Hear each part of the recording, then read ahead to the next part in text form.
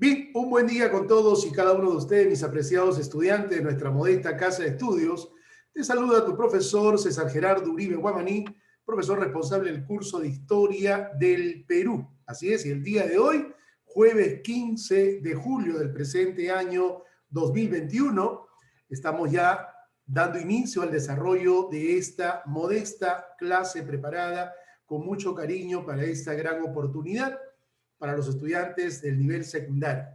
Quiero empezar mi clase sin antes brindarle un saludo respectivo desde acá de Lima, Perú, hasta los Estados Unidos, a mi gran sobrino del alma, Gerardo Santiago Palacios Uribe, que está cumpliendo años el día de hoy. Esta clase va dirigida también para él, con mucho cariño, con gran amor, y pidiéndole a mi Señor Todopoderoso para que lo bendiga hoy, mañana y siempre. ¡Feliz cumpleaños, Gerardo Santiago Palacios Uribe! Bendiciones. Bien, mis apreciados estudiantes, vamos a empezar entonces el desarrollo de nuestra clase el día de hoy. Así es. Vamos a empezar entonces. Nosotros en la clase anterior estábamos hablando acerca de lo acontecido en los tiempos del virreinato.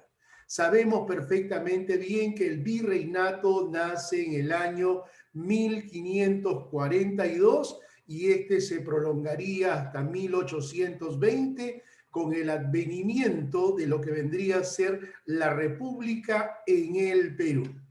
Para lograr la tan anhelada o el tan anhelado tiempo republicano en el Perú, nuestro Perú pasó por un proceso de lucha encaminado ideológicamente a la corriente del pensamiento ideológico, y la otra fue la parte física a través de rebeliones, de alzamientos originados con un solo fin: alcanzar la tan anhelada libertad e independencia de nuestra patria. Esa corriente ideológica que encaminó los denominados precursores en la historia del Perú hizo posible alcanzar los tiempos republicanos. Pero ¿de dónde viene esa corriente o ese gran ejemplo para que hombres y mujeres luchen ideológicamente por la independencia del Perú? Esa corriente viene nada más y nada menos de Europa, principalmente Francia, a través de lo que se conoció en la historia con el nombre de las nuevas ideas en Europa. Estamos hablando de la Ilustración. Así es, un corto tiempo en la historia de Europa, un corto tiempo en la historia de Francia, conocido con el nombre de la Ilustración. Si yo le pregunto nada más y nada menos a Aileen, ¿qué fue la Ilustración? Ella me responderá: profesor, la Ilustración fue un movimiento filosófico y cultural desarrollado en Francia y difundido por toda Europa durante el siglo XVIII. Así es. A la Ilustración también se le conoció, Daisy, con el nombre de el siglo de las luces. El siglo de las luces, siglo XVIII, continente europeo. Movimiento filosófico, una gran filosofía. Y acá tenemos que resaltar el concepto de filosofía. Ustedes, como estudiantes ya próximos a egresar de nuestras modestas aulas y de este sistema virtual, tenemos que tener bien en claro cuál es el concepto de filosofía. En primer lugar, la filosofía es una ciencia que proviene de dos vocablos: filosofía. Filo es amor y sofía es sabiduría. Entonces estamos hablando del amor por la sabiduría. Estamos hablando del amor por el saber. Miren ustedes, y el porqué de las cosas. El hombre, desde que apareció en la faz de la tierra, siempre se ha preguntado: ¿quién soy? ¿De dónde vengo? ¿Y cuál es mi tarea? ¿A qué he venido? Miren ustedes, razón del pensamiento filosófico. Entonces, este movimiento filosófico, cultural, difundido en toda Europa, teniendo como escenario Francia, tuvo tres fuentes ideológicas. ¿Cuáles serán? La primera, la presencia de un racionalismo completo, el uso de la razón. Y acá tenemos que resaltar nada más y nada menos a su precursor, René Descartes. Otra fuente ideológica de la Ilustración fue el liberalismo político establecido por John Locke. El liberalismo político. El hombre, mis apreciados estudiantes, es un ser político, libre de pensamiento, libre de expresión. Y ese pensamiento, esa expresión, siempre debe de mantenerse ahí, en la presencia del respeto y la democracia. Otra fuente ideológica, mis apreciados estudiantes, fue nada más y nada menos que el empirismo, ¿no? Y acá sustentado por Francis Bacon. Estas tres fuentes caracterizan a la Ilustración. ¿Y de qué estamos hablando? Estamos hablando del amor a la naturaleza, estamos hablando de la fe en la razón humana, estamos hablando de la igualdad y la libertad, y estamos hablando del diezmo como religión natural y la utilización nada más y nada menos de la moral laica. Si yo le pregunto, ¿qué es la moral? Ustedes me responderán, profesor, es sinónimo de buenas costumbres, de buenas actitudes, es sinónimo de lo correcto y está en contra de lo amoral. Entonces, estas características, estas 5 características van a estar presentes nada más y nada menos dentro de esas fuentes ideológicas, ¿no? Si hablamos nosotros de este siglo de las luces. Señores, algo importante, gracias a la Ilustración, se va a desencadenar nada más y nada menos en 1789 la revolución más grande de todos los tiempos. ¿Cuál será? La denominada Revolución Francesa, 1789. La lucha por acabar con el absolutismo dirigido por Luis XVI. Miren ustedes, la revolución más grande del mundo en la historia mundial. ¿Por qué razón me expreso así? Porque en el mundo han habido muchas revoluciones, pero esta fue completamente distinta. En el mundo, todas las revoluciones, escúchame bien, Emanuel, en el mundo, todas las revoluciones, siempre el protagonista principal de todo esto ha sido el pueblo que quería alcanzar, pretender algo. Pero acá en Francia, ¿quién hizo la revolución? No la hizo el pueblo, la hizo la gente de clase A, lo hizo la gente de poder, lo hizo la gente adinerada, la gente más culta luchó ante el antiguo régimen absolutista del rey. ¿A favor de quién? Nada más y nada menos del pueblo. Y esto no se ha visto en ningún lugar del mundo, solo acá en Francia. Por eso es que la Revolución Francesa, mis apreciados estudiantes, fue la mejor de todas las revoluciones acontecidas en el mundo contemporáneo. Gracias a la Revolución Francesa se propagó por el mundo nada más y nada menos la Declaración Universal de los Derechos del Hombre y del Ciudadano. No te olvides, pregunta de admisión. Gracias a la Revolución Francesa, miren ustedes, se logró, ¿qué cosa? Propagar por todo el mundo la Declaración Universal de los Derechos del Hombre y del Ciudadano. Sí, señor. Otra consecuencia de la Revolución Francesa, mis apreciados estudiantes, o de la Ilustración, fue nada más y nada menos la independencia de las 13 colonias inglesas.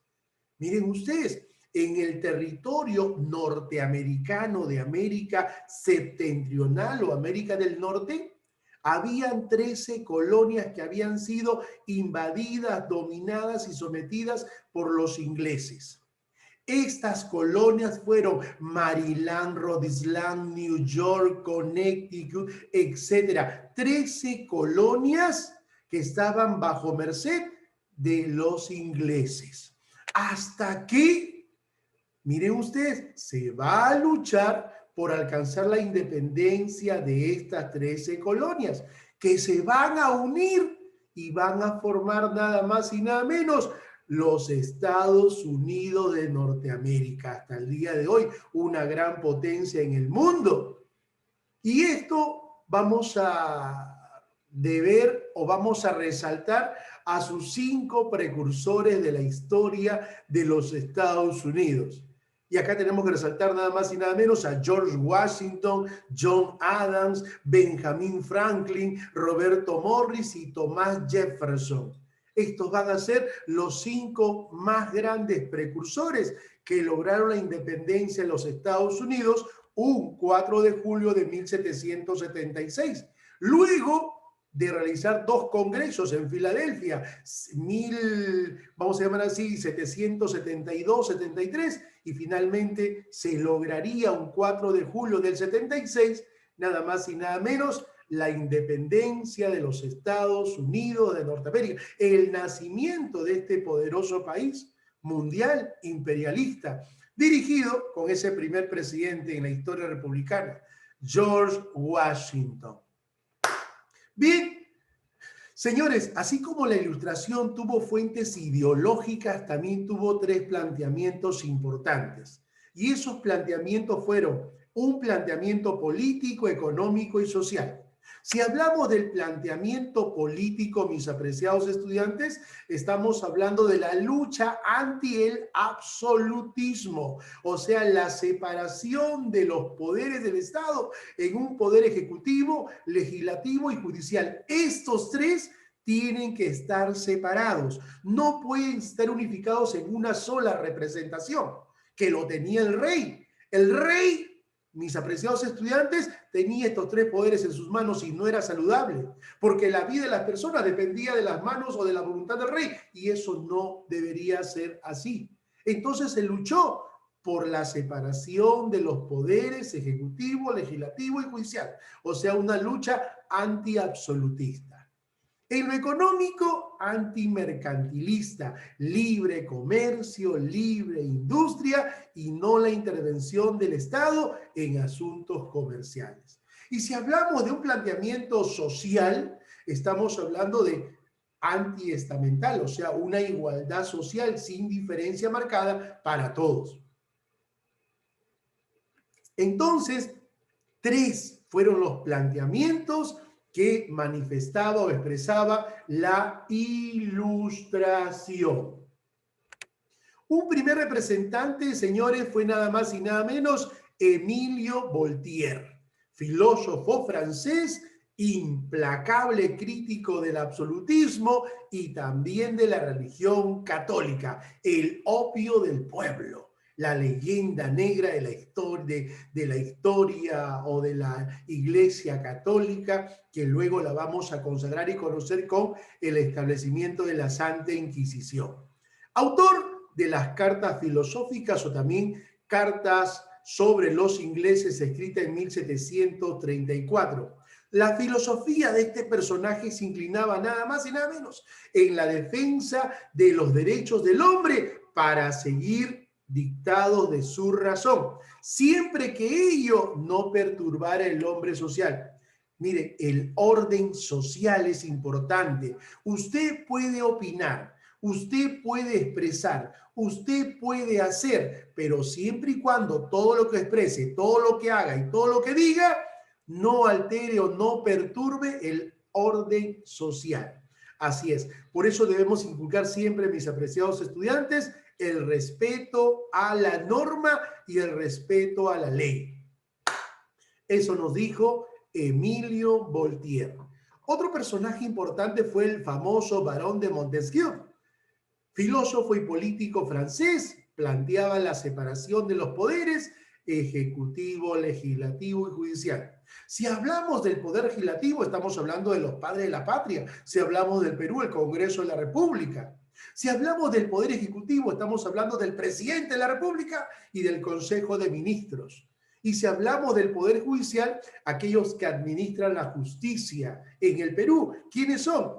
Nada más y nada menos los jueces y también los fiscales, mediante el establecimiento de, ¿qué nos decía Montesquieu? De una monarquía constitucional. Está bien, que continúe el rey, pero que haya una carta política para que ésta se respete y se conduzca el Estado con respeto a la democracia. Una monarquía constitucional. Acuérdate, Candy, César, Jenny, Eric y cada uno de ustedes, Emanuel Gomero, acuérdese usted, mire, la ley de mayor jerarquía en el Perú es la Constitución. ¿Qué, profesor? ¿La Constitución es una ley? Sí, la Constitución es una ley.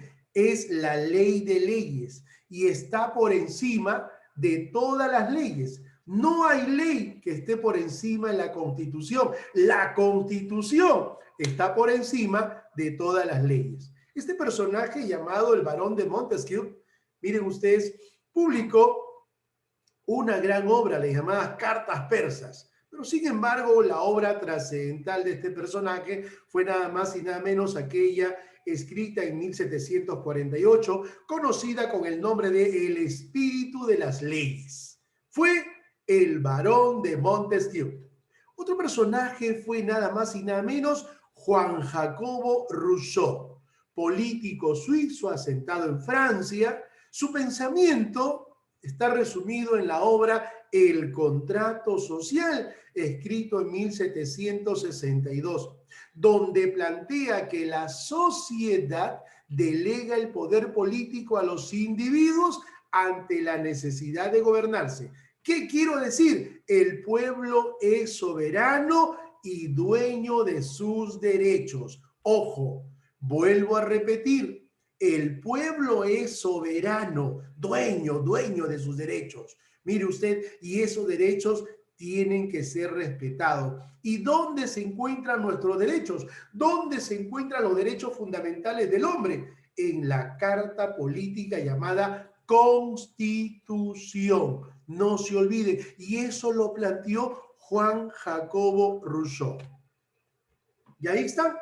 Mira, Candy, los filósofos pertenecientes a la Ilustración. Voltaire, Montesquieu y Juan Jacobo Rousseau, cada uno con sus obras trascendentales que marcaron un hito en la historia universal. Si hablamos de Voltaire, Carta Filosófica. Si hablamos de Montesquieu, El Espíritu de las Leyes. Y si hablamos de Juan Jacobo Rousseau, El Contrato Social. Otro personaje también importante fue Francisco Quesnay, economista francés, creador de la escuela fisiocrática. Miren ustedes, este personaje expresa que la agricultura es la actividad productiva más importante y está por encima de todas las actividades que se pueda conocer. Y eso es cierto. Hasta el día de hoy la agricultura es una actividad importantísima que consiste en explotar la tierra y que gracias a ella se van a obtener productos alimenticios y también materias primas que van a mover, ¿qué cosa? La industria, la actividad industrial. ¿Y qué es la industria? Es una actividad transformativa. ¿En qué transforma? Transforma las materias primas en bienes de consumo. No te olvides. Otro personaje importante también, César Bajalque, Manuel Gomero. Miren ustedes, fue nada más y nada menos la presencia de Adam Smith, el padre de la economía política. Sí, señor, el padre de la economía política se le consagró nada más y nada menos a Adam Smith, economista y filósofo escocés. Es uno de los mayores exponentes de la economía clásica, ¿no? En 1776 publica la obra La riqueza de las naciones. Así es, donde resalta que definitivamente, la economía es el motor de la historia. Todo acontecimiento en el mundo es producto de una causa y la causa es netamente económica. Así es, mis apreciados estudiantes de nuestra modesta casa de estudios. Un gran aporte de esta ilustración fue nada más y nada menos la aparición y la emisión de la enciclopedia. Miren ustedes la enciclopedia, difundida y creada nada más y nada menos por Denis Diderot y el matemático Allenberg, Jan Allenberg, quienes influenciados por la filosofía de la ilustración van a reunir conocimientos adquiridos de la humanidad a través del tiempo y poniéndolos nada más y nada menos en distintos volúmenes. El primer volumen de esta enciclopedia se va a publicar en 1751, donde se van a reunir, miren ustedes, conocimiento y concepto de numerosos autores como Montesquieu, Voltaire, Rousseau, Buffon, Quesnay, Turgot y otros importantes filósofos de la historia universal. Miren ustedes ahí un cuadrito comparativo de lo que fue el siglo de las luces, nada más y nada menos, con lo que aconteció acá en el Perú, la sociedad amantes del país. Si acá tenemos 3 representantes en la historia mundial, y acá tenemos a mi lado derecho 3 representantes de la historia de la independencia del Perú. Si la ilustración, mis apreciados estudiantes, fue aquel movimiento filosófico-cultural desarrollado en Francia y difundido en toda Europa durante el siglo XVIII, la Sociedad Amante del País fue una asociación de intelectuales criollos que tuvieron inquietudes reformistas y estas inquietudes estuvieron basadas en el pensamiento de la ilustración. Hubieron 2 corrientes precursoras. 2 corrientes del pensamiento en el Perú. Una corriente del pensamiento reformista y una corriente del pensamiento separatista. Hubieron precursores que anhelaban cambios, que anhelaban reformas en el Perú, en donde hubo malos tratos, que haya buenos tratos, nuevas reformas. Pero hubieron otros personajes que no quisieron reformas, que no quisieron cambios, sino que hicieron la ruptura, que se rompe ese cordón umbilical que unía al Perú con España. Mientras acá está Montesquieu, Rousseau, Voltaire, acá tenemos nada más y nada menos a José Baquíjano y Carrillo, tenemos al gran Hipólito Unanue y al gran José María Egaña. Señores, gracias a la creación de la Sociedad de Amantes del País, miren ustedes, se logró editar una gran revista, la llamada El Mercurio Peruano. Sí, señor. Esta revista, El Mercurio Peruano, mis apreciados estudiantes, tuvo un objetivo. ¿Cuál? Enamorarse del Perú y luchar por ese amor libre e independiente. Sí, señor. La gran revista El Mercurio Peruano fue difundida nada más y nada menos por la Sociedad Amantes del País. Y su director fue nada más y nada menos el gran Hipólito Unanue. ¿Cuál fue el objetivo principal, nuevamente repito, de esta gran revista El Mercurio Peruano? Afirmar el sentimiento patriótico, el cual más adelante va a impulsar nada más y nada menos la lucha por la independencia. El Mercurio Peruano, mis apreciados estudiantes, creó conciencia nacional para lograr nada más y nada menos la tan anhelada libertad e independencia. Ahí está, el Mercurio Peruano. Muchos personajes que visitaron el Perú, como Antonio Raimondi, o también como Alexander von Humboldt, se llevaron varios ejemplares de esta gran revista El Mercurio Peruano, porque acá nace nada más y nada menos el concepto de patria. Si yo le pregunto a Oscar, a Candy, a César, ¿qué es la patria? Ellos me dirán, es el territorio donde vivimos, donde hemos nacido. Es el Perú a lo largo y ancho de su frontera. es el 1.285.215.5 kilómetros cuadrados de tierra, más los 526.000 kilómetros que están sumergidos dentro del mar. Miren ustedes, si se conoce con el nombre de Zócalo continental, plataforma continental, talud continental, llanura oceánica y fosas marinas, si hablamos del Perú. Señores, ahí está. Los precursores separatistas y los precursores reformistas del pensamiento en la historia del Perú. Si hablamos de un precursor reformista, estamos hablando nada más y nada menos del gran Hipólito Unanue. Padre de la medicina peruana, partero nada más y nada menos de la República, ¿no? Patricio de la República también se le considera.